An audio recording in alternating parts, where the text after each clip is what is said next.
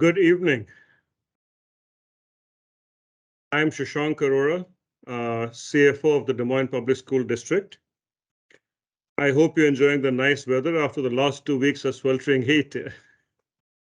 The agenda for today is for us to provide an update on COVID relief funding usage, a summary of community conversations on safety, update on board goals, which will be followed by Q&A.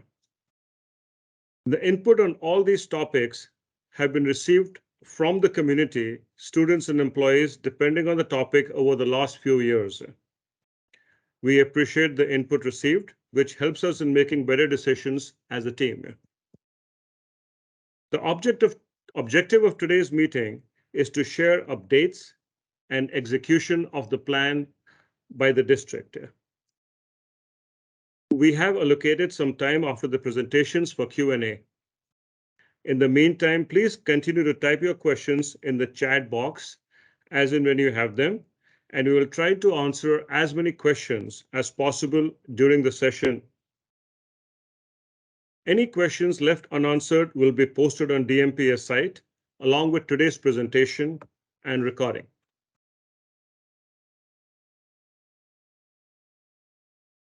Talking about the COVID relief funding. Next slide, please. As you would see, there are multiple acronyms which have come up with the fundings involved. And this is a slide which most, if not all of you have already seen. I will try to highlight a few items over here. The first tranche which came, if you can please go back, was ESSER 1, which was Elementary, Secondary School and Emergency Relief, and the GEAR, which was the Governor's Emergency Educational Relief, Department of Health Services, Head Start, and the FEMA, which was Federal Emergency Management Agency. That was the first group of funding which came, which was popularly called the CARES Act, which stood for Corona Aid Relief and Economic Securities Act.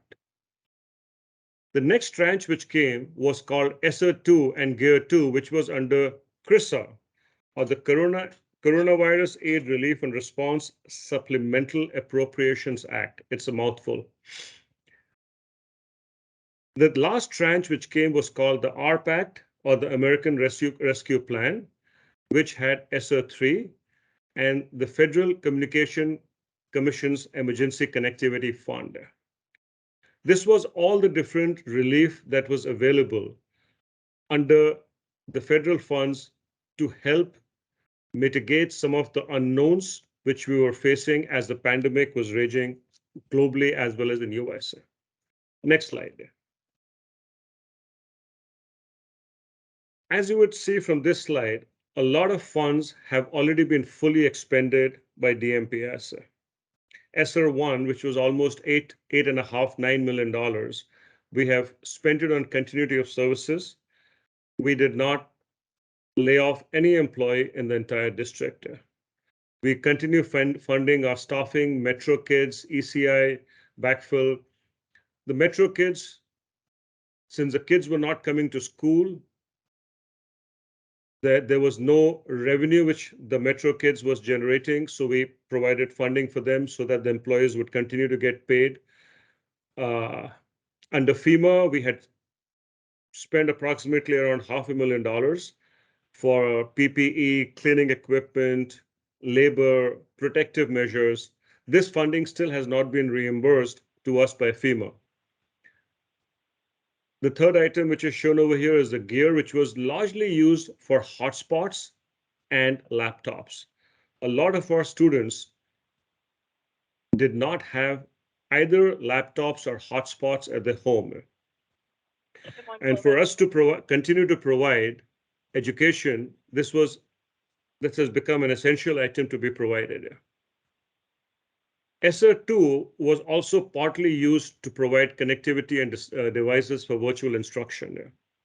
Besides the enhanced cleaning, PPE, air quality, there was a big focus on improving the ventilation within the school building, as this was considered to be a measure to reduce the spread of the pandemic. and then the FCC or the ECC funding, which was largely related to connectivity and technology devices. To give you an idea, the district supplied almost 15,500 laptops under ESSER 1, 2, and GEAR funding, and almost around 12,000 laptops under the FCC funding. Next slide. So ESSER 3, which was the largest tranche which came to us, and now there was more time for the district to plan. So we developed an overarching strategy. The funding was available to us till FY 2024. So we had a 3-year plan to really strategize on. We wanted to track the funds separately on what we are spending, and we engaged a cross-functional group to really align on the areas where there was a maximum need. And whether it was SEAC or other groups, we had regular community engagement to seek input from them. So based on that, we prioritize the investment on a few high leverage items to address the learning needs, address the students' social emotional needs, and the safe operation of schools. The focus was on equity and assist students most in need of intensive support or intervention. These fundings are available to us till June of 2024. So we wanted to avoid a funding cliff, which is largely to hire as minimal number of staff which are going to be funded from ESSER, because once the funding dries up, those positions will have to be paid from general fund. We did hire a few positions under ESSER, and we are in the process of developing a plan so that we can use either title money or other grant money to pay for any employees that have been hired, because this money will no longer be available to us after June of 2024. So the focus was more on non-recurring needs. As the ESSER 3 funds the spend was being planned, the Fed had directed us that 20% of the total funds had to be spent on addressing the learning loss. This was mandated under the ESSER 3 or ARP. And we'll have some more details on this 20% in the next slide here. 26% we decided to spend on capital investments, which was largely focused on the HVACs to improve the air ventilation. And the balance amount of approximately $50 million was to be spent on everything else which was impacted because of the pandemic. So the 20% allocation was basically on items through which we could justify that there was evidence-based interventions needed for the students. And this was as defined by the ESEA, Elementary and Secondary Education Act. So another acronym as we go along. The examples of interventions were summer learning. And as you know, last year we had a summer learning program, and this year we had a summer learning for elementary and middle, which got over early July, but for the secondary school, it's still going on. A comprehensive after-school program and academic intervention instructions. Some of the open items that we have with the DE is the online instruction, which we had to create for middle and elementary school for the students. We would prefer to, because this was directed to address the learning loss, our hope is that the DE would approve that for it to be covered under this 20% allocation loss. And that'll become clearer as we go into the next few slides. Next slide. Yes, thank you. So addressing the learning loss, if you see on the left-hand side, the way we have tried to do it is, what is the 3-year plan, which you saw in the previous slide, which was $18.47 million. And what is it that we have spent by FY22? So we have already incurred $6.24 million in expenses, which was on summer and extended learning and the academic interventions. And our plan for 3 years, as you would see, is highlighted on the left-hand side column there. The $73.82 million is the remaining 80% allocation there. The broad expenses that we are is basically as a response to the pandemic that we are going to be incurring expenses. And we have substantial local authority to spend on items as long as we can justify that those expenses were impacted due to the pandemic. Operational safety, which I had mentioned, which was to improve the air quality. Under this, we have to apply to the state for approval prior to any expenses that we incur, which are in excess of $5,000. And I would be amiss if I don't mention that the state has been very efficient in approving it. They typically have approved it either the same day or within 24 to 48 hours. So that has not delayed any of the projects. The other authorized activity was the unfinished learning. We are trying to maintain equity for the high poverty schools to address the unique needs of the subpopulation of the students over there, the mental health services, technology, including hardware, software, connectivity. We have most laptops right now, but the laptops need replacement. So hopefully the FCC funding will continue. And basically to ensure that the services are maintained. So the 3-year plan over here is $24 million. This is largely related to the capital investments to improve the HVAC stations and to install water bottle stations and other items. And as you would see on the right-hand side, we have incurred approximately around $11 million of the $24 million of the total expenses on the various items mentioned there. The other allowable expenses, which are approximately around $51 million, have been broadly categorized into 4 different categories: the unfinished learning, continuity of services and operations, technology, and SEL. Online instructions is the biggest portion of that, 10.84 million, almost $11 million over there.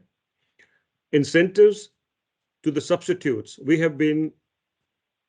A lot of you must have heard of the year of resignation there. Employees are either resigning, taking early retirement, or just not applying for work.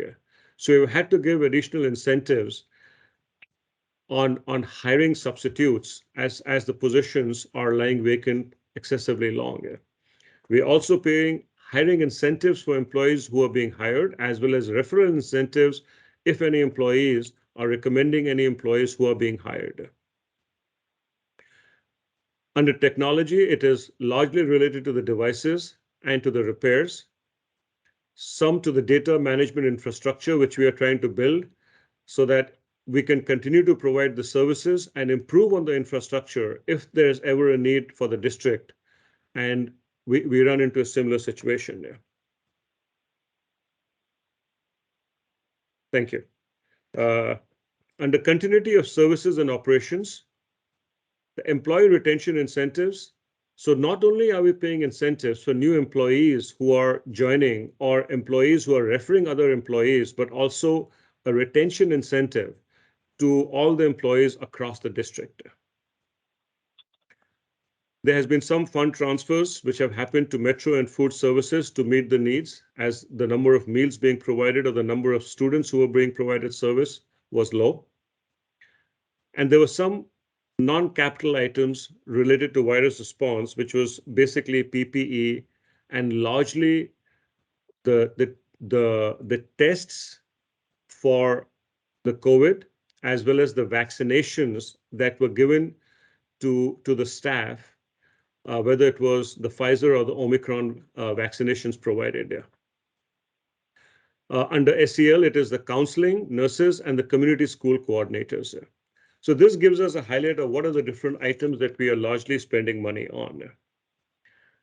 Next slide. Something to note on this slide is, as you would see, the plan is to spend almost $51 million over the 3-year period that we had developed a plan on. And that's an evolving plan, and we have added and deleted items as we have progressed.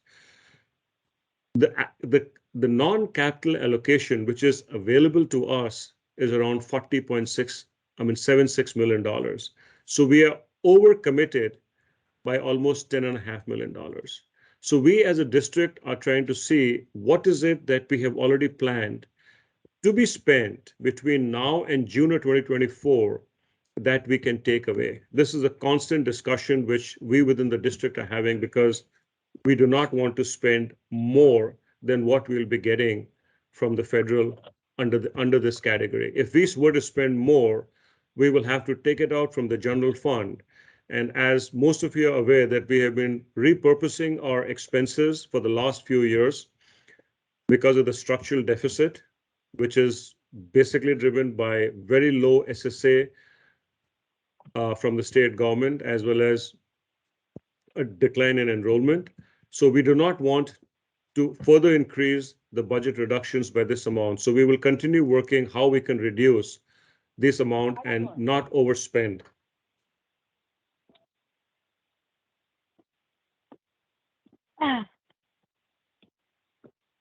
I think they're just cleaning their garage. You're thinking of having a... So the amounts that we have already spent till FY22, and the reason why we keep saying estimated is we have submitted expenses to the DE, but all of them have not been approved. And depending on what gets approved, we are calling it estimated. Probably in the next 30 to 60 days, we'll know in a very good shape how much it's been spent. But basically, this shows from the total amount that we had received, what is it that we have spent on other allowable activities, which is a total of around approximately $29 million. I won't go through individual items. If you go to the next slide, this highlights that on addressing the learning loss, which was a 20% bucket, we have already spent around 34% and 66% is still available. On the capital investments, which was largely the HVAC and the water filling stations, we have already spent 46% and 54% is available between now and June of 2024. And on the rest of it, we have already spent 58% and only 42% is remaining. With that, I would turn over on the next topic of the conversations on the community school safety program to Jake Troja and to Kelly Schofield.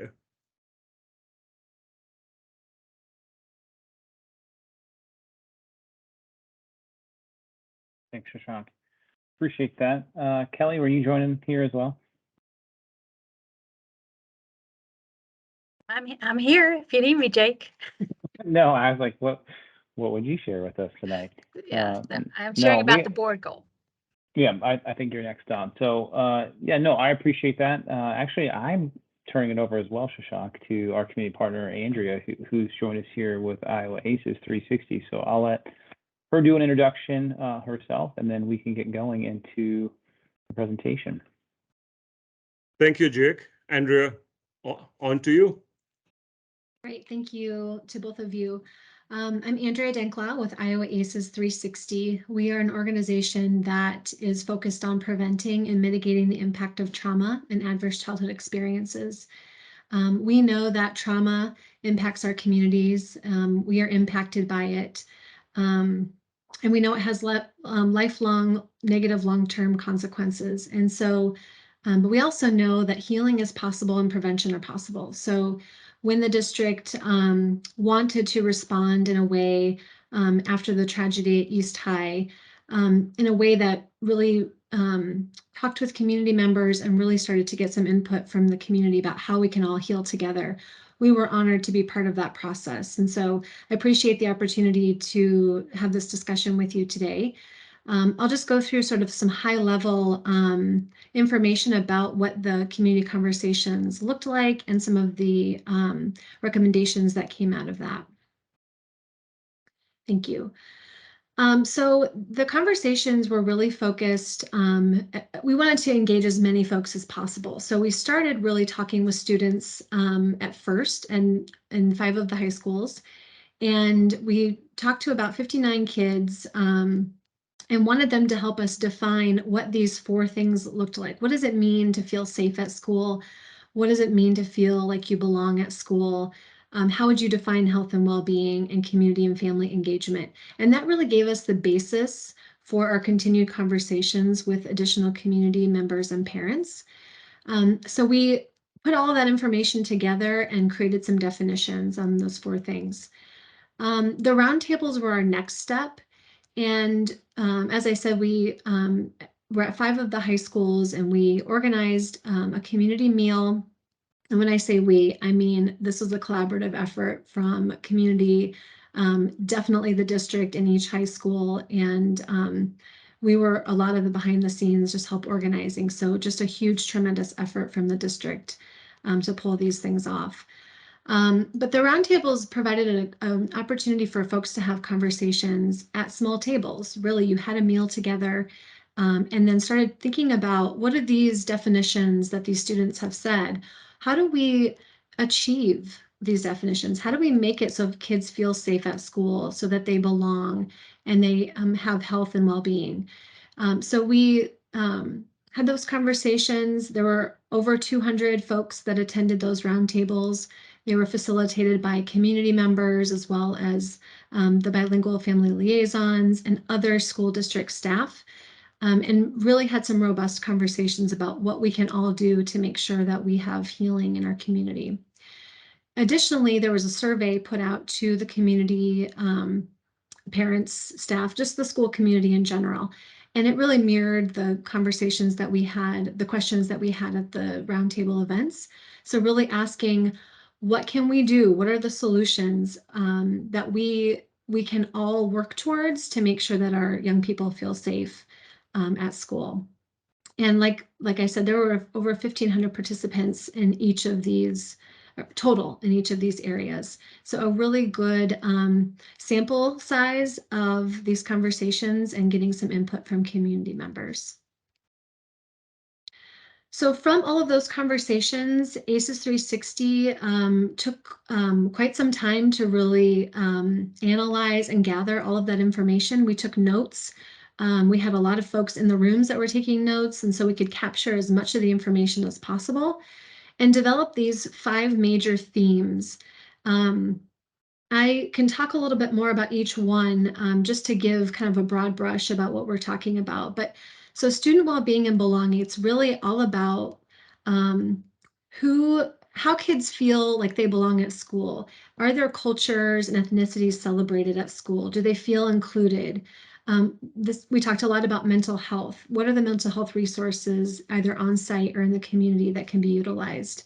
A lot about pathways to making sure that young people find joy and purpose in their life and that they feel like they have somewhere to go after school is done at the high school level. Community and policy implementation, talking a lot about how does the district communicate with folks, especially when there are a lot of languages represented in the district. And so making sure that folks have the preferred language identified and that there's some communication in that language. The ways that we implement policy or the district implements policy, is it consistent? Is there good communication about the policies and the plans that are in place? Because the district has done a lot of work to create plans and to create those communication platforms, and how is all of that being communicated? So just some work around thinking about how those are implemented in a consistent way. And then investment. We really looked at this as kind of a broad way of thinking differently about how can the district potentially invest resources in new and innovative things or in things that are needed by each school. So a lot of times mental health practitioners came up in these conversations, looking at, again, bilingual personnel, as well as ensuring that the hiring practices are really investing in folks that represent those school communities. So making sure that there's diversity both in staff and leadership positions. And then relationships, we know it's all about relationships. So this is, how are we checking in with young people? How are we showing up for them, right? A lot of conversations about how the community shows up when there are traumatic events, but young people and parents would like to see additional support from the community just daily, right? On those continued showing up for school events and for sporting events and things like that and fundraisers. And then finally with security and safety. So we kind of blocked this out in 3 different ways. Security was really about personnel. So who's there making sure that students feel safe and that are safe. and doing that monitoring, as well as some of those tools that you can use, such as cameras and other ways that you can ensure that doors are being monitored, people are getting in, only the people that should be getting in are getting in. And then also emotional safety. Are we ensuring that students and staff have those responses necessary when trauma or violence does occur? How are we responding in a way that meets their emotional needs? So that's kind of an overview of those themes. Next slide, thank you. So getting to the kind of concrete ways that we can move forward, both as a district and a community, to start thinking about what are those solutions? What can we do to ensure that young people feel safe, feel like they belong, have well-being? We recommend these first three things sort of as those immediate needs, and it's investing those resources, thinking about, again, ensuring those hiring practices, but really addressing the mental health practitioners and counselors and social workers being on site. A lot of folks and young people talked about how they really do want someone on site so that they can go to on a regular basis. So are there ways to leverage community resources as well as some of the resources that may be coming in to ensure that someone is on site, for especially for high school students, but for every level of education? And then again, with addressing mental health needs, if you look at the report, eventually you'll see that we offer quite a few solutions that get you started, right? That think about, how do we do potentially some check-ins with young people? Are there ways that you can, again, leverage community resources to ensure that there are some varied and culturally responsive ways of addressing mental health needs? So those things kind of go in concert, right? So check-ins are great and very helpful, but you also have to have a way to respond. So I know that that's a big ask and it's a big undertaking, but it is something we think that with community support, which I think is essential, the district alone cannot do this. No district should have to. It should be a real collaborative effort that we can start thinking a little bit more creatively, maybe about how to meet the needs of young people. And then addressing safety concerns. So a lot of folks, again, had some suggestions about just one, ensuring that the protocols and the processes that are supposed to be in place now are being utilized consistently at every school. Maybe the use of IDs and additional ways of monitoring and looking at who's coming in the building. And then also thinking about what the restorative practices look like, having maybe an additional conversation with the community about what is our plan, because there is a plan in place. So what does that look like? How can the community be more engaged in those conversations, and as well as parents and students, and maybe making sure that everybody has a better understanding of what the restorative process and practices look like, so that they see how it's really can impact families and kids in a positive way. And then the additional recommendations, fostering belonging, that's talking a lot about, peer-to-peer relationships. How are we maybe having mentoring programs or extracurricular activities that might represent other cultures that maybe aren't represented just yet. Intentional investments, again, in specific mental health needs, as well as the hiring practices. And I talk about that in the next bullet as well. And then that, again, that intentional collaboration between schools and the community. So what does that process look like for each school? Probably is a little different about who can come into the building, who can volunteer. What does that process look like? Some people said it was difficult. Others said since COVID, it's just felt like there's been a disconnect. And I think that just opening things back up in a safe way and ensuring that volunteers have access and also are making that commitment. So it goes both ways. I don't know if this is the last slide or not. Is that the last one? Okay. So Jake, I don't know how you want to do this, but I'm on for a few more minutes if there are questions. I know I went through that a little bit quickly, but if there are things that, if folks have questions or if you want to leave that to the end, that's up to you. Yeah, no, first, I just want to thank you for the extensive report. Anybody that's had the privilege to read it, I think just well done from the whole team. And so we just want to thank you for that work. I know Allison Vukovic and her team led the work alongside you all. So I want to thank Allison and her team, who is also not on the call today, but you all led that work. We get the privilege of reading the report, and I think responding, looking at the report, there's many things in there that the district is already continuing to work on. I think what it allows us to do is emphasize those areas even further, as the community has pointed those out as things that they feel most important. And so we really appreciate the report. I'll throw it back to Shashank for the agenda. I know Andrea has a brief amount of time that she can stay online with us, so it might be great to just have a few minutes to answer some questions if possible. So Andrea, the plan was to have the Q&A after all the three presentations, but if you are limited on time, maybe we can open it up for the next 10 minutes for questions. So it's around 6:02 now. Between now and 6:12, if anyone has questions, they can jump in. Would you have 10 minutes of time, Andrea? Yes, absolutely. Wonderful. Thank you.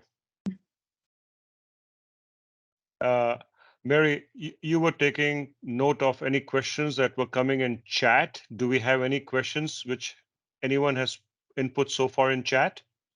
We do, and it's a good one because we're talking about a report. And so the question is this report publicly available? And if so, where is it posted? I can field that question. And I don't know, Andrew, it looks like you're going to mute as well, but go ahead. Well, I'm probably going to say the same thing. There is a plan in place to publicly release the report. We're working together to do that. I think it's just a matter of time. So Jake, if you have other things, please. Yeah. Yeah, no, right on. Yeah, we have a plan. We're working on that. We're working tightly with Superintendent Smith to make sure that makes sense with the community, and that we do it with the most regard to those that participated in the report and the writing of the report. Okay, I'll keep reading you these questions in the chat if that works for you. So a question about, can you explain why only 59 students in the conversations? It seems like a small number for a district our size. That's a great question, and it's one that we actually address in the report as well. Obviously, there are limitations to getting community input at times with a short amount of time that you have. We really wanted to ensure that there were some conversations and solutions generated in a timely manner so that the district can respond. So what we see is this is a starting point for these conversations, and that we're hopeful that additional students and parents and community members will get involved and start these conversations. But in the limited amount of time that we had, we did work closely with the community school coordinators to identify those young people who wanted to be part of the conversations. And again, I think it's a great opportunity to keep those conversations alive. The young people actually at each of the conversations said, we need to have these conversations more often. We love the opportunity to talk with each other and to offer our solutions. So I think it's a starting point, and it's a really good comment that you make that it is very small, but it's what we could start with for the time. Yeah, thank you, Andrea. I want to also just respond to the question with that we did previously, right, prior to the report, we did survey students around safety and part of our regular monitoring around safety, and have about 90% participation in that report as well. So I think from a robust district view, I do agree with Andrea in terms of we need to get started and get that report started and generate something that's voiced 100% from the community. We also are using that along other side of data points and quantitative, qualitative data that helps us guide and make those decisions. So I appreciate that question.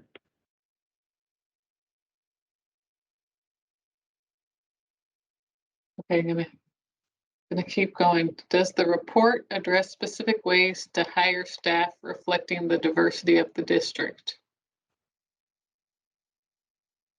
In the report, we don't specifically offer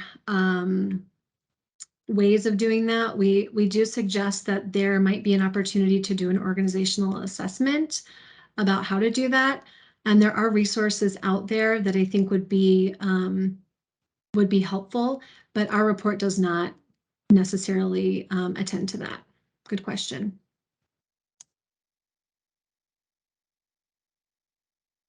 And then the next question is what's happening with the SMART goals or on reading and algebra? That's actually our next agenda item. So we'll get to that in just a little bit.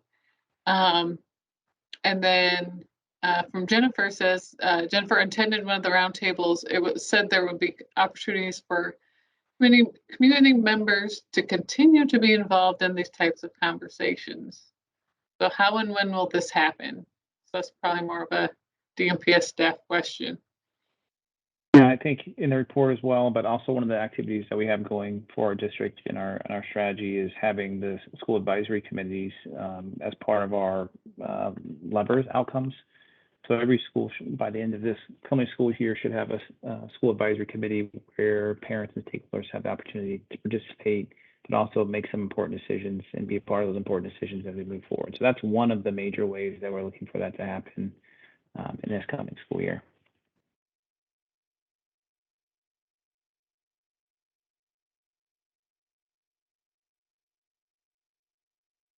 Okay, I believe I've read all the questions that were in the chat. So is there anyone who couldn't access the chat that wants to ask their question aloud? So we do have 5 more minutes.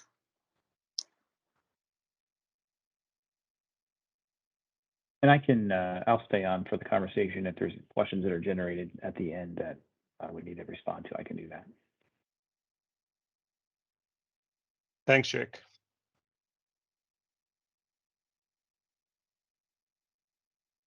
I want to thank Andrea one more time for joining us tonight. Thank you for doing that and appreciate all the hard work. When the report is public for everybody, we'll make sure that we communicate that well. And I think you'll be delighted to read the robust report and what's in there for us. So thank you, Andrea, again. Yeah, thank you so much for having me, and happy to be a partner with all of you. Take care. Thank you, Andrew. Now to Kelly on an update on board goals. Thanks, Kelly.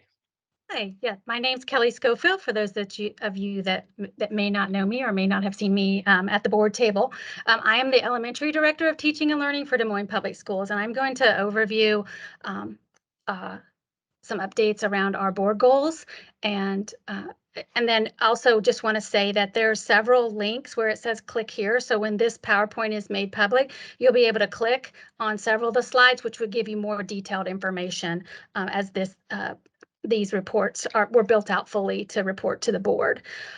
Just a background around how we came to these board goals. There were public work sessions held in 2019, bringing in community and stakeholders to determine like what they wanted from our school system. What did they want the school system? What impact did we want the school system to have on students? What do we want students to be able to know and do?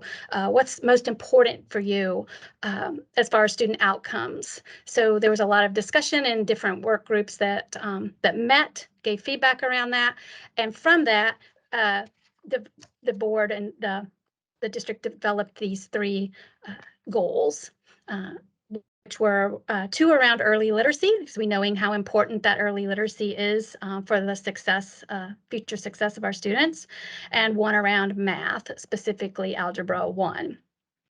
The early literacy goals are measuring the progress of reading readiness for all students. So we wanted to move from 52%, which was where we were in June of 2019, to 72% by June of 2024. And that's measured by FAST. FastBridge is an assessment that we give that measures. It has several different measurements, an assessment suite that we give that measures students' readiness. So it's a reading readiness assessment, not a grade level proficiency assessment. And then due to the gap in our student groups, we also have a second goal around the percent of Black males in third grade that are on track for reading readiness, and that the goal is to increase from 35% in June 2019 to 72% in June of 2023, as measured by that same assessment. And you can see that we would like to, that our all student goal is measured out to 2024, and it was originally a 2023 goal, but due to COVID and the interruption of instruction, we pushed that one out a year, but we are still maintaining the goal for our Black male students in third grade. And then the math goal is the percent of Black male students that are earning a B or higher in Algebra 1 by the end of 9th grade. And we want to increase that from 17% in August of 2019 to 35% in August of 2024. And just a little explanation around that math goal, that is algebra is taught in 2 semesters. So you're averaging the grades that a student gets in the first semester and the second semester to come out with that B, earning that B. So right now, we are excited to say that we've met our early literacy all goal. The goal was 57.7 for spring, and we are at 59.2, though that is still not where we want to be. We feel like we put many actions in place that helped us mitigate that time that students were either in virtual learning or that hybrid learning that we had, that we put some things in place that really helped us stay on track. So we really were able to make up some of the loss that we felt during that time, that we saw during that time when students were out in their virtual learning or they're in the hybrid learning. This was the largest increase that we've had from winter to spring in the past 5 years. As you can see, we surpassed, it's the highest we've had in any spring scores. And we also scored higher from winter to spring. The gains we made with our Des Moines Public School students was higher from winter to spring than the schools in our AEA, so the suburb schools, and across the state of Iowa. So we're really proud of some of the things that we put in place to see these gains in our schools. And also one of our student groups, which it doesn't show here, but if you click in, you can get more information around how all the student groups performed on the FAST assessment in spring. But one of the student groups was our multilingual students that scored higher, had the highest gains than any other student group. And we really put many things in place to help to scaffold and support that group of students. So we saw some gains with that group of students. Our second goal area is the percent of our Black male third grade students that are on track for reading, so that they're at that reading ready benchmark. We didn't make the goal there. We did have higher scores than we've had in the spring, as you can see, and much higher than we had last spring. So putting some of those strategies and implementation, sticking to grade level instruction, some intervention, class-wide interventions in place, helped all students and also helped our Black male students, but we're still not meeting our goal and not right now on track to meet that goal in 2023. So we did score higher. Our Black male students scored higher than in the spring and made greater gains. Ours made greater gains in the spring than did our schools in our AEA and across the state, but we're still have not met that goal. So we're putting some things in place to really dig down and get to some root cause around that. Our algebra proficiency for our Black males, as I talked to you before, that was talking about that grade of a B or higher in the average of the first semester and the second semester. Although we have worked to get more students clear the pathways to get to Algebra 1 and have more Black male students in Algebra 1, we aren't seeing the outcomes yet that will help us have a positive impact on this goal. as we continue to dig into this data and do some root cause analysis, we're really looking at addressing systems. We're collaborating across the district, assessing our health of core in math, and responding to data at individual school, individual classroom level, really looking at our curriculum implementation and how we're doing overall, and then pouring into our instructional coaches to help support at the building level. Based on those town hall meetings and the collaborative problem-solving process, the community collaborative problem-solving process that happened in 2019, we identified 7 lever areas, and you can see those here on this slide that we feel will help us get to our board goals. The levels were strengthened by the anti-racist town hall findings, and they're being operationalized through our board goal action plan. So as we look at the data around our board goals and as we problem solve to move toward positive student outcomes, we look through the lens of these 7 levers. And as you can see, they really are created through community voice and community engagement and have an equity line that runs through them. We have a foundational tier and a universal tier. And when you start looking at them as ways to help us meet our board goals, many of them are connected and interrelated as we use those to problem solve. So just to give you an idea of how we use those levers and how we prioritize our investment to address those levers in our efforts to meet our board goals, I'm going to talk about a couple of the levers that in particular this evening. And the first lever that you saw was the implementation of high quality curriculum. We know that a curriculum that's aligned to the standards, that it's rigorous, it's research-based, it provides, and you heard earlier in the school safety presentation, how important it is for students to feel a sense of belonging and self-efficacy. That's also important as we select a high quality curriculum. So high quality curriculum is equitable and responsive to students and really works on to create positive identity in our students and affirm their self-worth.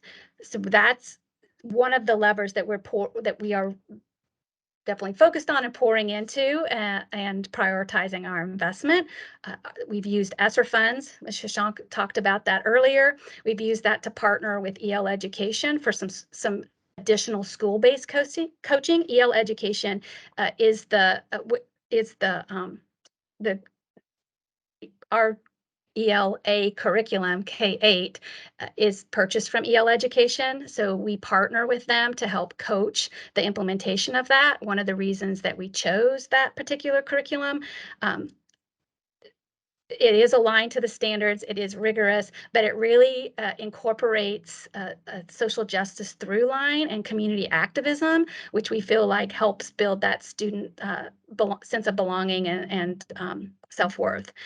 So we have used ESSER funds and other district funds to help schools with implementation of that curriculum. Really this coming year, focusing on our 2nd and 3rd grade students, we've held skills block institutes for our principals, our APs, and coaches to bring strategies back to implement in the schools and support their teachers. Skills Block Institute focuses on foundational skills, especially the use of phonics and the alphabetic principle and the microphases to move students along in their reading. So it's based on reading research and science of reading. We in the upcoming year, we're going to focus heavily on professional learning for our instructional coaches, one of which will be a reading coach. So we want to ensure that we have some reading specialists at each school, someone that really understands how students learn to read, how we assess their reading, how we intervene in their reading. And so that's an area that we're adding next year, along with some courses that we're providing that we're going to start rolling out that were written around the science of reading. So we want to ensure that our reading coaches have that, our special education teachers, our interventionists have a strong background in the science of reading. And then I did speak about this earlier. We really focused on adjusting and the pacing of the curriculum for acceleration of skills versus remediation. So we wanted to stay at grade level so students don't get further behind, and support schools and teachers in backfilling skills and offering the scaffolds that students need to move forward at grade level.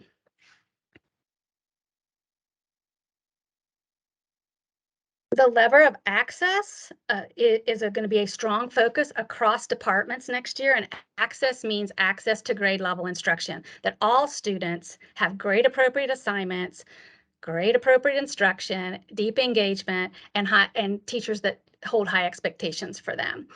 We are working across departments to put practices in place. Integrated service team is one where we're looking at the whole child, using data to ensure that we are providing everything that a student would need to be able to access grade level instruction.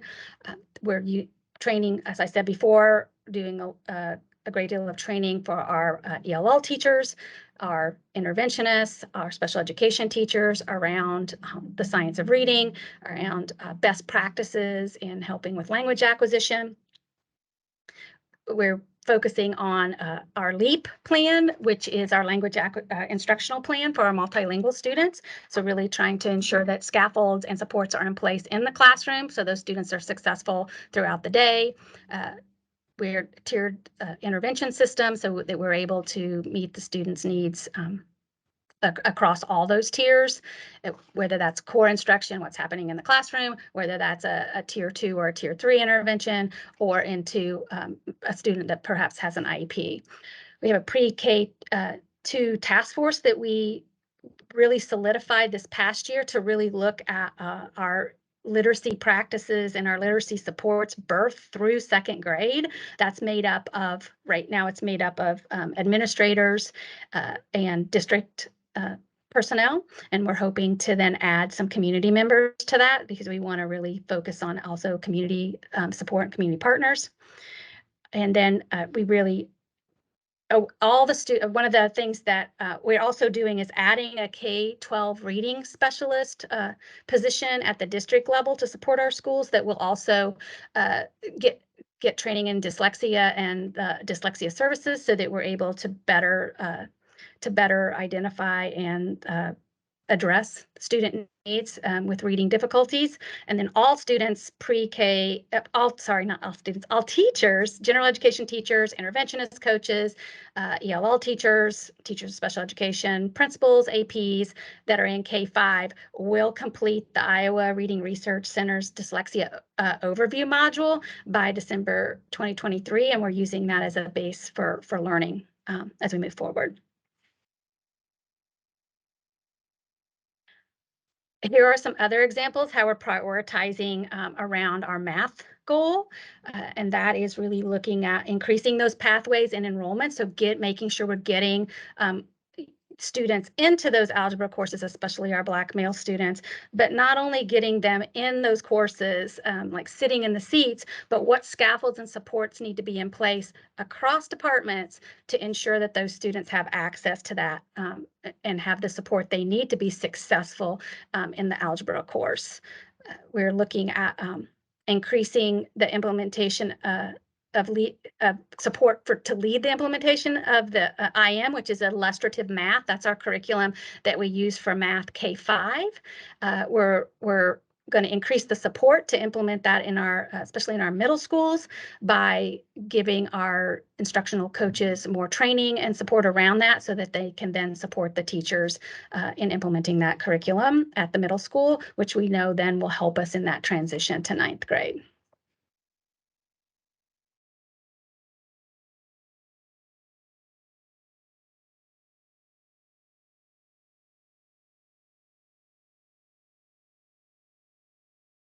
Thanks, Okay. Kelly. Appreciate it. I'm going to turn it over to Mary. If you can look into the questions in the chat box, Mary, I would appreciate that. Okay. First question I see is, are the impacts of students not attending preschool during the last 2 years being captured to see what impact that will have once they reach 3rd grade? That's a great question. You know, we are tracking, you know, we do look at the data of our students coming in from preschool, and Mary can talk probably a little bit about that. And we do know, just from the data from our kindergarten and first grade, those years of interrupted preschool have affected the student success as they come into those grade levels. So we're having to put measures in place to help accelerate that learning as well, not just the academic learning, but some of the socialization and the social emotional strategies and skills that they get from preschool. So we do feel like when those students reach third grade, that we are going to have, we feel confident that we're putting that our trajectory is going in the right way, and that we're putting the right strategies in place to support those skills for those students. Mary, did you want to add to that?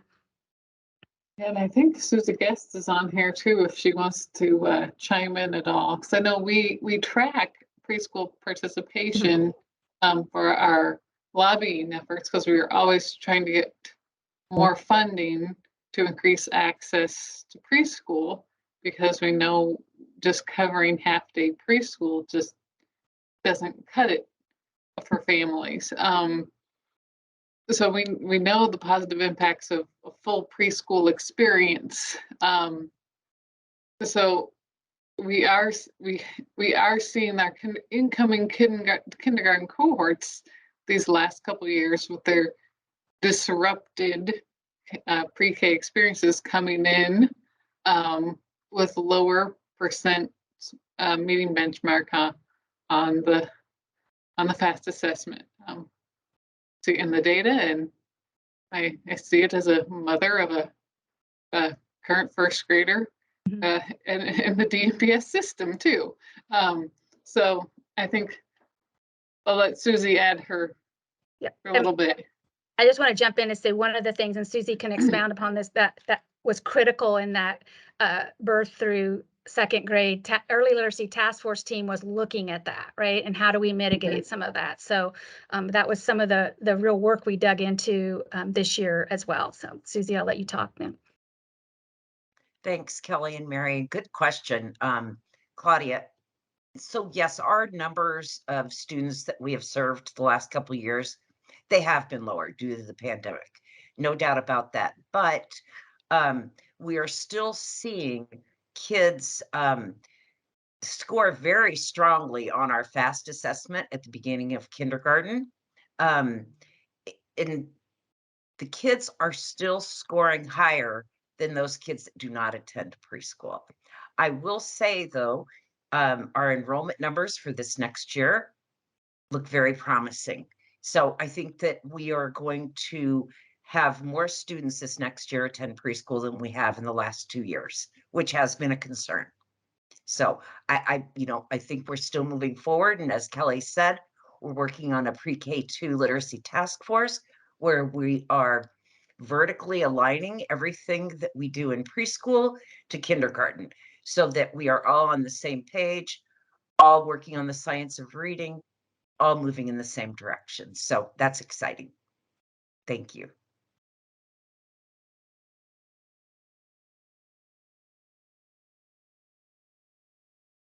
Okay, so move on to the next question. It's a good one.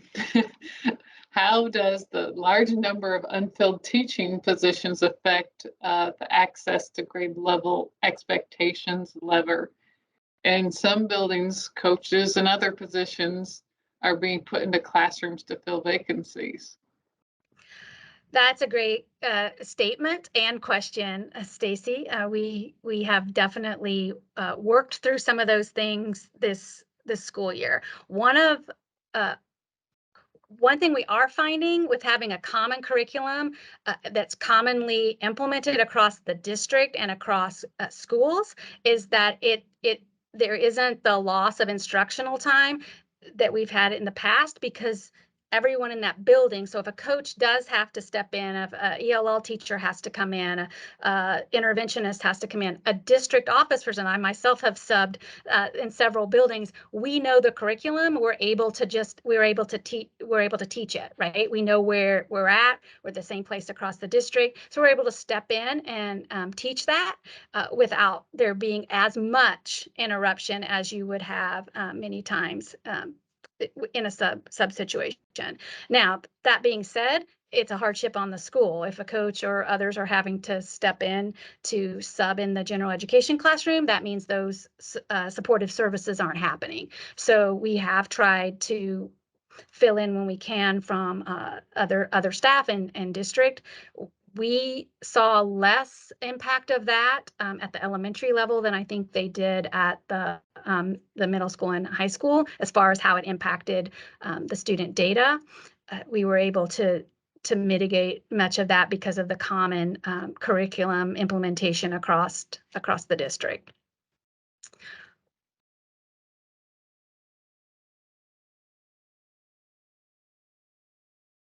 Okay, next one is, I think, hit the plan of the lower grade levels a little harder. So how are you going to overcome the middle school and high schoolers struggling and failing due to learning loss? So we know, they just get more discrepant with time. Yeah, absolutely. Even pre-COVID, that was something that we were looking at and trying to address because we know that those gaps just get wider and wider. We are putting in our middle schools, we have a team that's looking at multi-tiered systems of support that we are going to implement in middle school and our upper elementary, because we have focused much of our energy and resources in the past few years on early literacy, that pre-K through 2 or 3, but we know that we have to address those learning gaps in reading and math in our 4th and 5th graders, and then into middle school. Like, we have to send our 5th graders to middle school with solid skills so that then they can pick that up. So we do have some plans in place. We have some research-based curriculums that we have purchased that will want to address the gaps for reading in middle school, but also some specific curriculum materials and some training and some focus in middle school for our multilingual learners so that we can close those gaps in their learning and not have potential long-term ELL students. So those students that should be exiting, if we're providing the correct supports and the scaffolds and the interventions that are needed, our multilingual learners should exit ELL programming in 5 to 7 years. And we're seeing that that's not happening. So we're trying to put more focus on that group of students as well, which we're hoping that will help all, and then move that same structure and system into high school. So we're sort of focusing on middle school next year, and then bringing it down to 4th and 5th grade, and then hopefully up to high school as well with a system of supporting unfinished learning.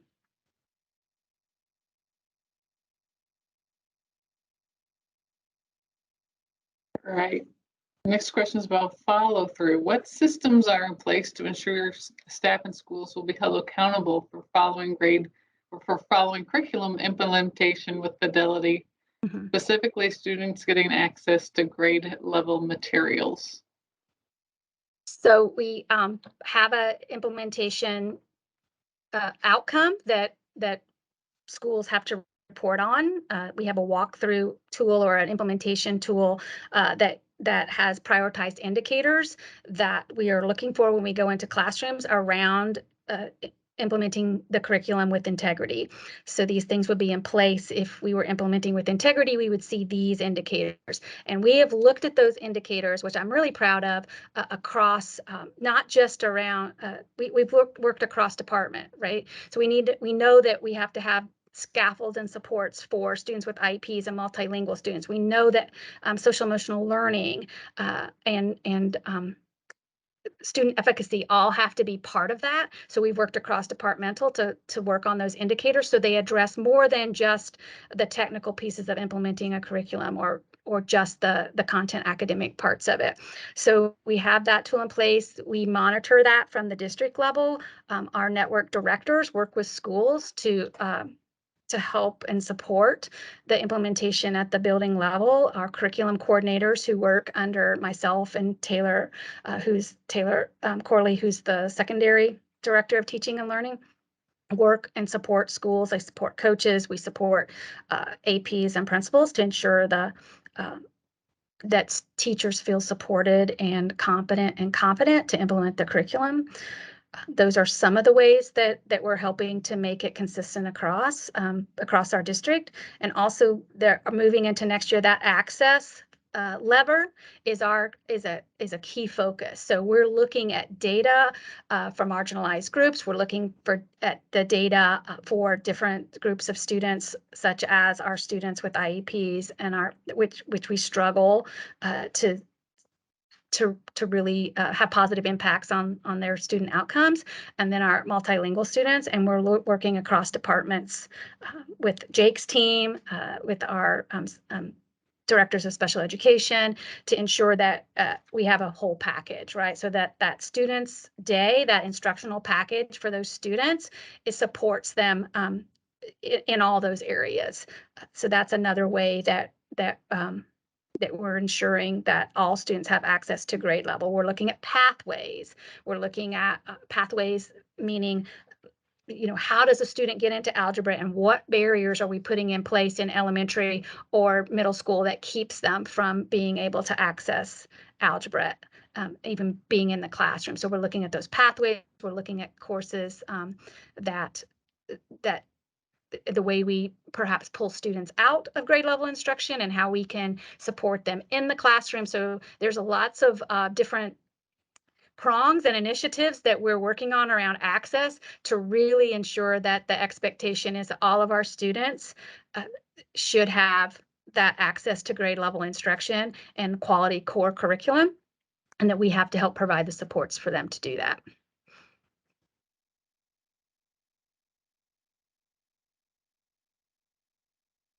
All right, I think this next question, I think Jake might be able to answer or point us in the right direction. Does the district have demographic and/or outcome data specific to students removed from their comprehensive schools because of a violation of their behavior contract? And has this impacted enrollment? It's a robust question. I think I can answer with a couple of data points that I know we've looked at in the past. It's a violation of their behavior contract. Is a very specific thing that's usually tailored to each individual student that outlines kind of what's going on. You might be referencing maybe the fight policy that we implemented second semester this school year, or contracts are something that we've used historically for my 15 years in the district as like notice to families, this is what's happening, these are the things we're working on, here's the next steps if they don't improve. But I'll answer it from a bunch of different ways, and then feel free to jump on and ask it more specifically if I need to answer it differently. So we know that students that receive a suspension or some type of exclusion from school are more likely to receive more exclusion from school in their history. So if a student in K-5 receives some type of exclusion, we know that they're most likely to receive more of that exclusion throughout their K-12 experience. We know that less time at school equals less outcomes for students, less good outcomes or better outcomes for kids. We know that for sure. We've seen that materialize in our high schools. One of the examples of that would be at Scavo High School. We had Scavo High School for a long time, and it was very successful for a number of years. And then as we progressed, out to now, we decided that the best thing we do at that time was to move that Scavo High School into a program, because what we saw was this perpetuated problem of students not attending and not achieving school. So we needed to change our response to that. So we know that students that don't achieve or excluded from school are not successful. We also know that students that receive some long-term suspension, like an expulsion from school, prior to 2017, we would expel students from school. Their graduation rate was below 10%. So that was another practice that we know that we needed to change, and we worked on changing that over the last few years. For the fight policy that we implemented this past year specifically, we do have demographic data on all those outcomes and all those data points that I just shared. We've shared those multiple times at board reports, but I'm happy to share more specifically. Okay, thank you for focusing me on the fight policy. But we do have those down specifically, so I can share the demographic data. We usually share it around the conditions for learning report, but with the new superintendent guardrails, we haven't shared that report recently. But the fight policy, we do know the demographic data around the fight policy. It was disproportionate to students of color. It was similar to the way we see our referrals. Disproportionate was similar in that way. I don't have any evidence to suggest the students that were removed from school for a temporary amount of time because of the violation of the policy that they are no longer enrolled with schools, or the vice versa, that students left because of that policy. I don't have any information to suggest that. And I don't know that I'll have something like that until maybe the end of this coming semester that would give us some type of comparison to that question. But we did know that at high school, the implementation of that policy had a dramatic effect on the perception of students. We saw a huge increase of their perception of safety from fall to spring with that implementation. The number of students impacted at high school, just as a small number impacted by the policy, was around 16 students at high school, and more than that at middle school. I would say some ballpark around 60 students were impacted by that policy. So a total of 75 students or so, 612. I think we have about 16,000 students, roughly 15,000 students, 612. Yeah, so question, I'll just keep going. I can read the chat as well, if you don't mind. Mary, yes, thanks, Stacy, for the question. Yes, we have plans to eliminate restructured policy. We do. Yeah, I think the question, and I think you and I had a conversation about this, maybe beyond the implementation of the policy. Yeah, I think we're trying to be more on the front end of how we can implement. The policy around fighting is a policy that indicates that fighting and violent behavior is something that we're not going to accept. What we can do to prevent those things that happen, I think, is where we need to spend some energy. And that, I think a lot of the things that we talked about tonight from the ACEs report will help us sense of belonging, that better communication with families and community members and students alike, having a larger impact on decision-making in the school, are things that help us mitigate and prevent some of those fighting things that may happen at school. We've talked about yes, definitely restructuring that. The recidivism rate is one thing that would indicate that we would need to have a different response. We saw a very low recidivism rate. So the students that repeated or repeatedly violated that, that was a small window of time, so half a small semester, but there was a very small number of students that actually repeated the violation of that policy multiple times. Doesn't indicate that policy was fantastic in terms of like mitigation of fighting. But I think what I know schools did is upon the students returning, how we can mitigate and help prevent some of the things happening. We would like to improve the educational environment students attended while they were temporarily removed from school. It's one thing we're working on, along with embedding our community partners in that response. We have 2 partners that we currently work with, and we are working on trying to get more seats at their facilities and their educational centers, so that the students that may be impacted by this policy would have more wraparound services, maybe help mitigate some of those repeats or things in the future, and help students be more successful upon that. I'm not sure if I've answered that completely. Feel free to respond or open your mic and let me know if I can answer that differently. Mary, maybe you can judge my response as well.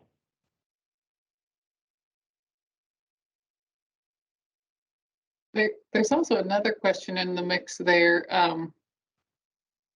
that you might be able to answer, Jake.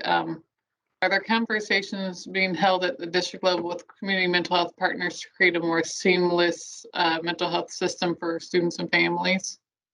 Yeah, that's a really good question. I think, Jennifer, thank you for asking that question. So a lot of I'll lay out kind of our current practices, but the short answer to that is yes, we've been working on that for a number of years. It's been a difficult challenge for us for many reasons.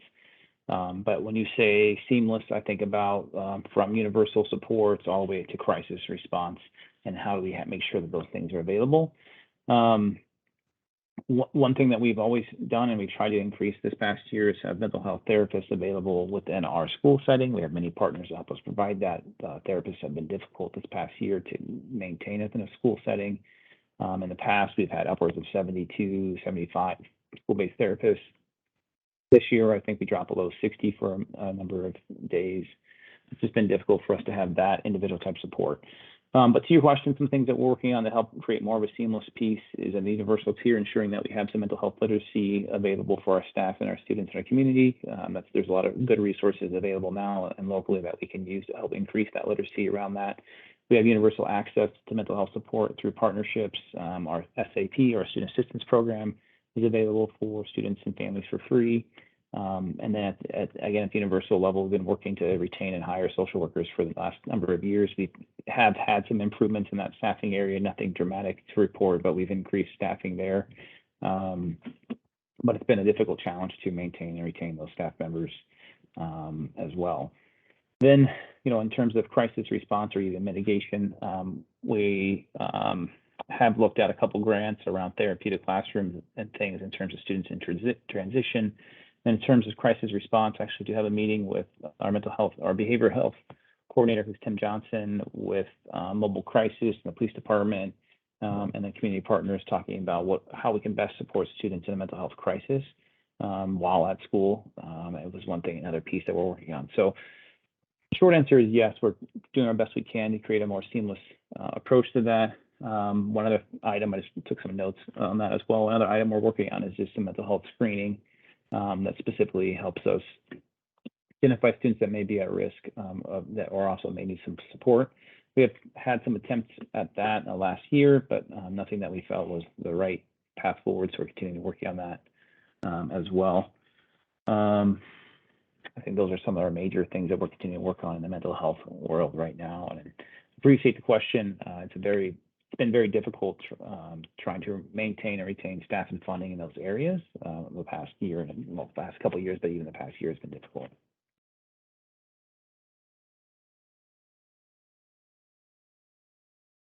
Well, there was one more related question, Jake, that your response about the data around the students removed for fight policy, is that where can the community access that data? Is that posted anywhere? It hasn't. I know we discussed some data in a board work session a few months ago, and I know we do have a board work session coming up on that, and that would probably be the best avenue for that data. I'd be happy to share that if folks would like to see that. I think that's probably the best avenue for public access, unless Shashank or Mary, you have a better idea. I think a work session coming up might be the best option for us to share that data. So I think that'd be the best.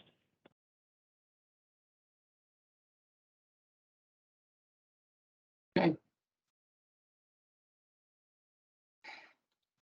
And then I think there's a final question that we haven't addressed in the chat, and it's about the $4.34 million in the ESSER funding, Shashank, to hire community schools coordinators. What's the plan to either continue these positions or phase them out as funding runs out?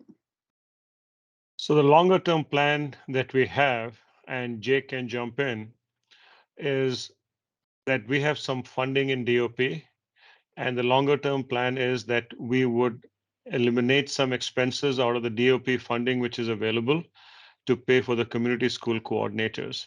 As I had mentioned that the funding for ESSER is available till June of 2024, and unless we have a plan to pay them out of title or some other grant, we would really be challenged. So we do have a plan, in short, and DOP will be paying it. Anything to add, Jake? Yeah, I think thanks, Shashank. dropout prevention dollars is really like you can imagine it as a grant-funded project with the state, and there's rules and regulations around that, and those have changed over the last few years. And as we continue, those continue to change and help us make better decisions. We're always modifying the way those dollars are used to our most leveraged point, where we get the best outcomes. And so in this case, we have a plan that laid this out to FY 24, 25, and 26. And as we're transitioning and seeing better outcomes come from certain programs, we start to leverage funds in those directions. Different than if you look at a good example of that is what we did with DOP from probably 2014, 2013, all the way up until 2019. Over those 6 years, we leveraged those funds more specifically towards programs that were lowering the dropout rate and increasing the graduation rate. And pre-pandemic, we had the lowest dropout rate and the highest graduation rate we had in over 20 years. And we would just really focus those dollars towards things that we know have better outcomes. And that's a similar process that we're continuing to do.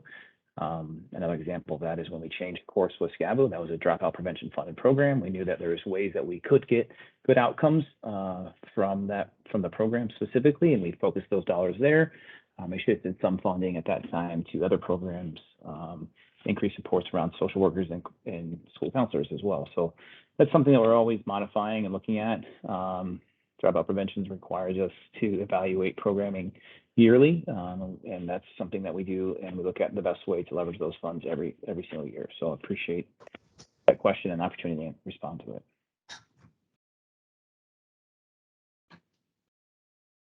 I'll answer that question, Jennifer.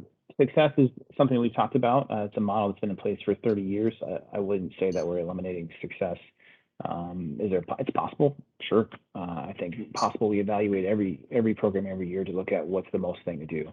There's 52 staff members that are in that program, so to say that we're going to wipe all 52 programs, I think is a little bit rash.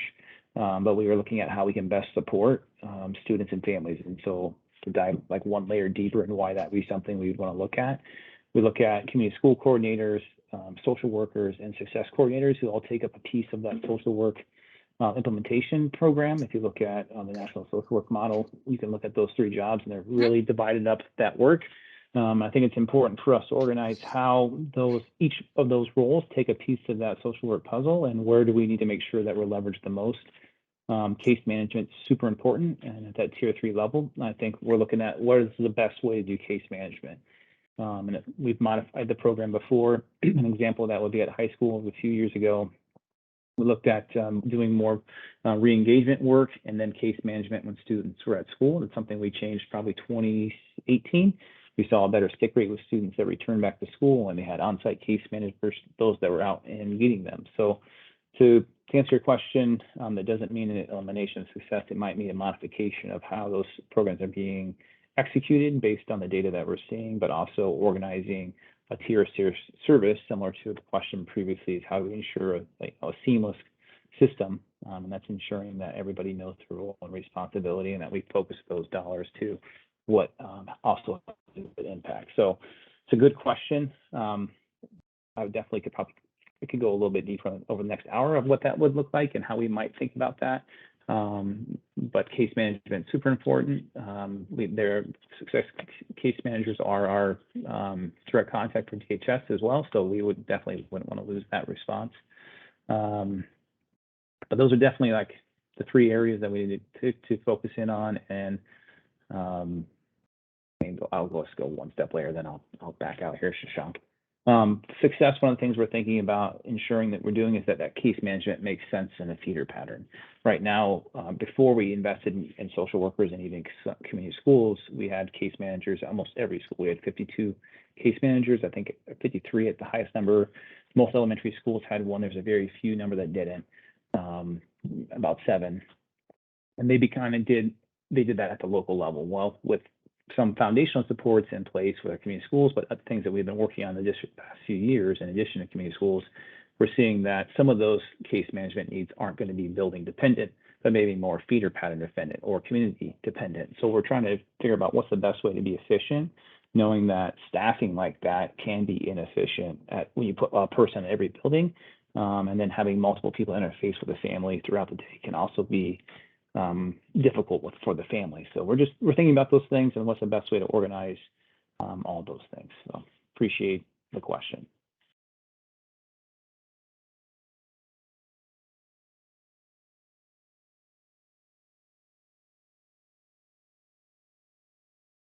Do we have any other questions, Mary, in the chat box that we have missed? I believe we covered them all. So someone Wonderful. can chime in if I'm wrong. We'll give another minute if someone thinks of a question and wants to put it in the chat box. If not, we want to take this time to thank all of you for joining the meeting. It's always a good meeting when you finish a meeting on time or before time, and we have managed to finish it before time. These are all important items that impact the district, and we wanted to provide not only an update, but also an opportunity to for you to ask questions, and appreciate the different questions being raised in the chat. Thank you, and have a nice evening.